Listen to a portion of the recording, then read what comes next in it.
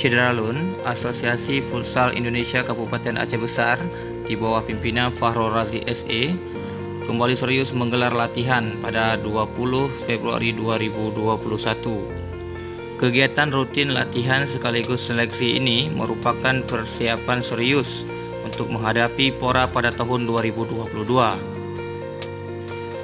Menurut Fahrul Razi SE, Futsal Aceh Besar menargetkan agar futsal menjadi juara 1 dan bisa Aceh Besar untuk meraih juara umum pada PORA 2022 nanti.